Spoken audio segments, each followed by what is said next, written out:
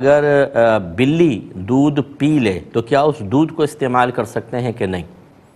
دیکھیں، بالکل کر سکتے ہیں۔ اگر طبیعت بعضوں کی طبیعت میں بہت ہی زیادہ سینسٹیو طبیعت ہوتی ہے، وہ ایک الگ چیز ہے، لیکن یہ دودھ ناپاک نہیں ہوگا۔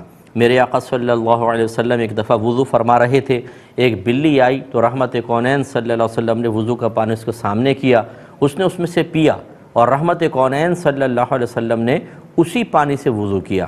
اور جب آپ سے دریافت کیا گیا کہ رسول اللہ آپ اسی پانی سے وضو کر رہے ہیں، تو آپ نے فرمایا طوافین طوافات میں سے ہے، یعنی ایک اصول سمجھایا کہ یہ چونکہ بار بار آتی جاتی ہے، اگر اس کے لعاب کو ناپاک قرار دیا جائے تو ہر چیز کو بار بار تمہیں پاک بھی کرنا پڑے گا اور تمہاری چیزیں خراب ہوں گی۔ لہذا رحمت کونین صلی اللہ علیہ وسلم نے بلی کے درندہ ہونے کے باوجود اس کے لعاب کو پاک قرار دیا۔ تو اب یہ جب پانی پاک تھا، اس سے وضو ہو سکتا تھا، تو دودھ بھی پاک ہے۔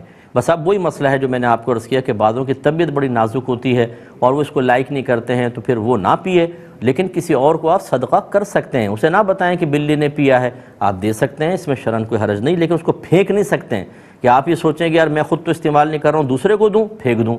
یہ اسراف ہے، یہ شیطان کا ایک وار ہے کہ بھئی تم استعمال نہیں کر رہے، دوسرے کو بھی اگر آپ نہیں کر رہے، شریعت تو استعمال کی اجازت دے رہی ہے نا، آپ کی طبیعت اس کو قبول نہیں کر رہے، تو آپ کسی اور کو دیجئے۔